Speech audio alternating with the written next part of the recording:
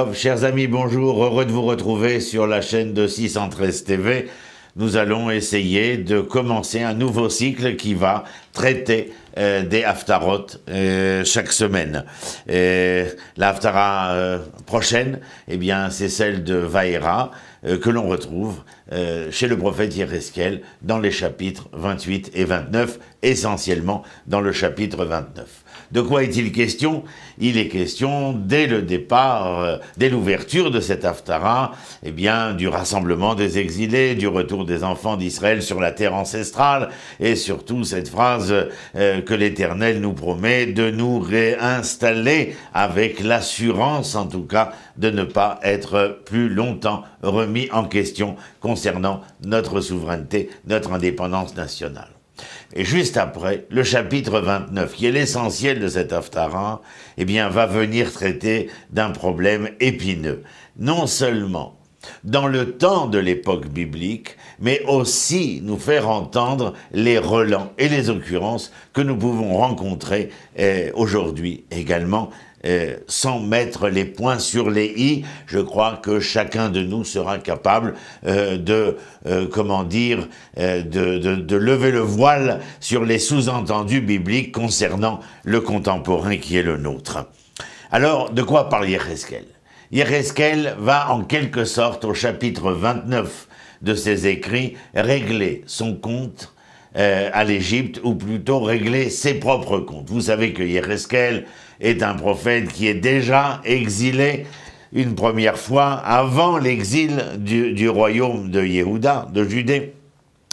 Et il habite la ville de Tel Aviv. Non, pas Tel Aviv que nous connaissons en Israël aujourd'hui, mais en Babylonie, il y a une ville qui s'appelle la colline du printemps, traduction hébraïque, Tel Aviv. Eh bien, dans cette ville où il vit, accompagné de nombreux exilés déjà d'Israël, eh bien, il va, en dehors de devoir essayer de faire entendre au peuple qui se trouve à la communauté, puisque le peuple est en liquéfaction d'une certaine manière, eh bien à sa communauté de faire entendre l'espoir des lendemains qui chanteront. Exemple, cette fin du chapitre 28 où il leur dit « Nous reviendrons, nous serons rassemblés, nous nous réassoirons avec assurance, etc., etc. » Mais il vient aussi, d'une certaine manière, non seulement mettre en garde l'Égypte pour ce qu'elle représente dans l'historiographie et l'historiosophie d'Israël, mais à travers cela,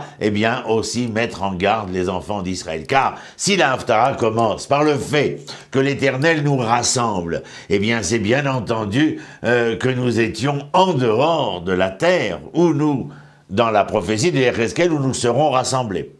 Et pour quelle raison étions-nous en dehors de la terre? Bien évidemment, parce que nous avions fauté, parce que nous avions manqué à cette identité morale de la manière d'être les Hébreux tels que le projet divin l'entrevoyait. Eh bien, d'une certaine manière, le règlement de compte de Yéhezkel avec l'Égypte de tout temps, eh bien, va être aussi un appel, une mise en garde aux enfants d'Israël, et nous allons le voir. Je vous ai préparé un certain nombre de passages, je donnerai la référence, afin que tout un chacun puisse aller y voir dans le texte tanakhique lui-même. Bien évidemment, nous traduirons au fur et à mesure les propos du prophète et des différentes étapes que je veux essayer de vous raconter afin de comprendre cette problématique qui en est une véritablement de l'alliance avec l'Égypte, ou en tout cas de la pleine confiance que nous accordions à l'Égypte comme puissance de l'époque, puissance économique, sociale, politique, militaire, et où Israël, eh bien, donnait toute sa confiance à cette puissance-là. Et vous le savez, dans l'histoire tanakhique, ce ne sera pas seulement à l'Égypte, ce sera également à Achour, ce sera également à Babel, etc., etc. Eh bien, comme je vous le disais, nous sommes en 587 avant l'ère vulgaire, et Yéhezkel va donc, prophétiser de la fin de cette grande puissance qui se pensait inaltérable, éternelle, grâce à sa puissance, encore une fois, nous le disions tout à l'heure, économique, politique, militaire, il est bien évident que l'hégémonie égyptienne à la surface du terroir moyen-oriental, et plus même africain également, eh bien, la mettait dans une position géopolitique où qui pouvait penser qu'un jour l'empire égyptien s'effondrerait. Et pourtant, il y avait la civilisation sumérienne, la civilisation babylonienne, la civilisation assyrienne, et nous verrons bien évidemment comment les unes après les autres, eh bien, vont s'effondrer. Alors, je vous ai préparé un certain nombre de repères concernant cette alliance avec l'Égypte. Le premier, et c'est la raison d'ailleurs de la Haftara, qui est en rapport avec la paracha de Vaera. Donc nous sommes en Égypte, nous sommes à la deuxième paracha du Sefer Shemot, et nous sommes donc en Égypte. Et en Égypte, nous entendons, juste avant, Eretz Mitzrayim lefanecha i, la proposition de Pharaon aux Hébreux, la terre de l'Égypte se trouve devant toi, Bemeta vaaretz oshav et avicha et achicha, les propos de Pharaon à Yosef, au meilleur du terroir, je t'installerai et je t'offrirai ce terroir, afin que ton père et ta famille puissent s'y installer. Eh bien, nous allons, croître et nous multiplier. Dans les verbes employés dans le texte tanakhique, nous ne faisons pas que croître et nous multiplier au niveau de la quantité humaine des Hébreux, mais aussi de la qualité de vie dans le terroir de Goshen. Et à ce moment-là, eh bien, nous lisons Vayakom melech hadash al Mitzrayim asher lo yada et Yosef, et voilà qu'un nouveau pharaon se leva qui lui ne connaissait pas Yosef. Vous sentez déjà une certaine déstabilisation qui va se faire. Nous n'avons pas le temps de rentrer dans le texte, mais allez voir dans Shemot en premier chapitre, les versets 8 à 10, où Pharaon va s'atteler à la démonisation d'Israël. C'est une cinquième colonne, et puis c'est surtout lui qui, en voulant, effrayer les Égyptiens, va nous faire entendre le titre auquel nous avons droit. Et les âmes, venez Israël, voici le peuple des enfants d'Israël. À tous ceux qui pensaient que nous étions une famille, des tribus ou une tribu, eh bien voilà que les choses prennent tout leur sens, et Pharaon le premier, un non-hébreu, nous reconnaît comme étant le peuple, la nation des enfants d'Israël. Eh bien, à la suite de cela, vous le savez, les relations entre l'Égypte et les Hébreux vont se dégrader, bien sûr parce que l'Éternel veut réaliser son projet, celui de libérer les enfants d'Israël, c'est-à-dire que les enfants d'Israël soient les témoins essentiels de ce qu'on va appeler le premier printemps de la liberté au niveau de la conscience de l'humanité, et ils vont se rebeller. C'est la rébellion de l'esclave vis-à-vis du maître, chose qui était absolument inacceptable. Et en tout cas, ceux qui accepteront de suivre Moshe, de suivre l'Éternel, de résister à Pharaon, eh bien se rendront compte à quel point le Pharaon était capable de tourner Kazakh en quelque sorte et de condamner les enfants d'Israël. Il y a une deuxième fois où il y a une alliance dans l'histoire biblique, et elle est absolument intéressante. À quel propos? À propos du deuxième, troisième roi, mais dans la lignée de Yehuda, c'est le deuxième, David et son fils Salomon, alors qu'il y a eu Shaoul précédemment, mais il est de la tribu de Binyamin. Eh bien, Shlomo Améler, dans le livre de Dvarim, on ne sait pas encore que ce sera Shlomo, mais il y a une mise en garde pour les enfants d'Israël si jamais ils mettaient à leur tête un roi. Ranklo Yirbelo Soussim, qu'ils n'accumulent pas les biens, les chevaux, c'est comme un bien matériel exacerbé. Velo Yashiv et Ha'am Mitzrayima Lemaan Arbot Sus. et qu'il ne ramène pas, je veux dire, ne pas créer, générer des relations avec l'Égypte pour des intérêts économiques. Il faut que nous évitions autant que possible de garder des relations avec ceux qui ont été les pères de l'hégémonie, de la démonisation d'Israël. Bien entendu, vous m'entendez, sous les propos qui sont les miens, un certain nombre d'occurrences et de non-dits, bien entendu. Et Shlomo Améler, eh bien, dans le livre de Mélachim, le premier livre de Mélachim, au chapitre 7, eh bien, va épouser la fille de Pharaon.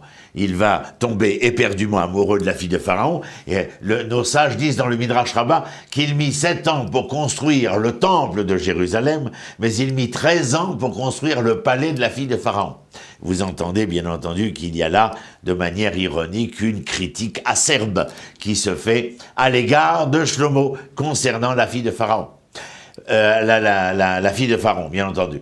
Et Shlomo a un ennemi, un de ses ennemis, bien que la paix règne, je vous l'assure, mais la paix règne tellement que, parce qu'il y a une crainte de la royauté d'Israël, véritablement, que David avait instauré et dont Shlomo jouit des usufruits, eh bien, un des ennemis, Hadad à Édomi, a tellement peur de Shlomo qu'il s'enfuit en Égypte. Eh bien, ne voyez-vous pas que Pharaon, dont la propre fille est mariée avec Shlomo, dont les enfants sont donc les petits-enfants de Pharaon, voici qu'il accueille Hadad à Édomi et qu'il va donner la sœur de sa femme en mariage à Hadad Édomi. Et voilà que les petits-neveux de Pharaon vont grandir à la cour de Ramsès ou de Toutankhamon, je ne sais pas lequel c'est, et que les petits-enfants de Pharaon vont grandir à Jérusalem. Il y a là une antinomie foncière essentielle et qui nous montre d'une certaine manière que les intentions de Pharaon ne sont pas celles de Shlomo. Shlomo, en épousant la fille de Pharaon, voulait assurer la sécurité géopolitique de ses frontières sud. Les choses ne se passeront pas de cette manière. Et nos sages de dire, au moment où Salomon, Shlomo, épousa la fille de Pharaon, eh bien, dans le Midrash, c'est dans la Gemara de Shabbat, on nous dit qu'un îlot apparut dans la Méditerranée. Vous connaissez peut-être de la mythologie romaine, et dans cet îlot naquit 2 jumeaux qui furent allaités par une louve, et les 2 jumeaux s'appelaient Romulus et Rémus. Que veulent nous dire les sages en nous rappelant cette mythologie romaine? C'est-à-dire que par le fait et le geste de Shlomo, eh bien voici que naissait Rome, ou Rome, pas maintenant, pas tout de suite, 900 ans plus tard, eh bien 900 ans plus tard, Rome viendra, agressera, hégémonisera le pays d'Israël et détruira le temple de Jérusalem. Alors, vous entendez ici, bien entendu, pour la 2e fois, comment la pensée que l'alliance avec la grande puissance du moment, ou bien rester au sein de la grande puissance dans son giron parce qu'elle est à même d'assurer la sécurité, est quelque chose de très aléatoire. Et je vais vous donner un autre exemple que j'ai trouvé qui est absolument extraordinaire. Il est 200 ans après Shlomo Améler, et nous le trouvons à propos d'un roi, mais là, le royaume a été divisé en 2, vous le savez, après le règne de Shlomo, son fils Rechavam, pour des raisons socio-économiques, ne va pas accepter les revendications des 10 tribus au nord, et les royaumes vont, c'est le schisme, ce qu'on appelle, vont se séparer, le royaume d'Israël avec les 10 tribus au nord, et le royaume de Yehuda et Binyamin, le royaume de Judée au sud. Dans ce royaume d'Israël, 200 ans après Shlomo, il y a un roi qui s'appelle Hoshea ben Ela.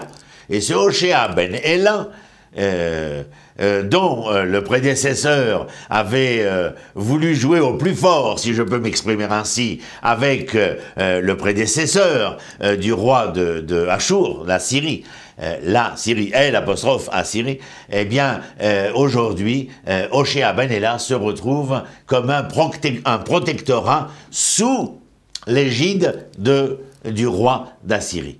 Et voici que Hoshea ben Ela a l'idée d'essayer d'établir des relations diplomatiques avec l'Égypte, afin de pouvoir ne plus payer les impôts du protectorat au roi d'Assyrie, et si jamais le roi d'Assyrie levait une armée pour venir battre Israël, comme de bien entendu, Hoshea pense que l'armée égyptienne se lèvera pour venir combattre ce qu'elle ne supporte pas géopolitiquement parlant. Rien ne se passera tel que Hoshea l'a prévu. D'ailleurs, Yeshayahu va dénoncer cette aventure politique et dénoncer cette politique. Il dit « L'Oshahu el Kedosh Israël ». Ils n'ont pas résidé, auprès du Saint d'Israël. Ve'et Hashem lo darshu, ils n'ont pas interpellé l'Éternel. Ou Mitzraïm Adam velohel. Et l'Égypte, eh bien, l'Égypte, elle n'est qu'un homme, elle n'est qu'humaine, elle n'est pas divine. Et il y a là, de la part des sages, il y a un autre exemple que l'on trouvera à la fin du premier temple, avec le roi Tzidkiyahu et Nabuchodonosor, c'est-à-dire les Babyloniens. Tzidkiyahu fera comme Hoshea 200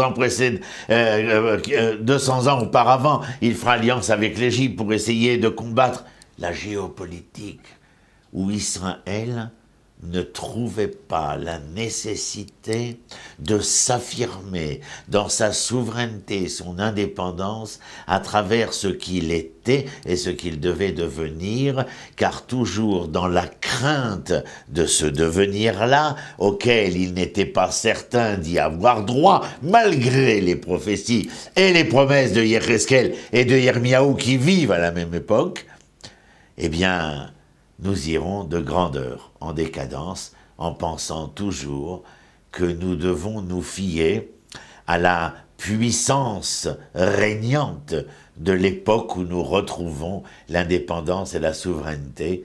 Est-ce que cela pourrait nous servir de leçon aujourd'hui, au vu et au su de ces leçons que nous avons vécues et desquelles nous devons tirer des conclusions absolument beaucoup plus claires pour assurer à nous-mêmes et à nos enfants un autre devenir que ceux que vécurent Salomon, Hoshea, Tzidkiya. À très bientôt. Shalom, shalom.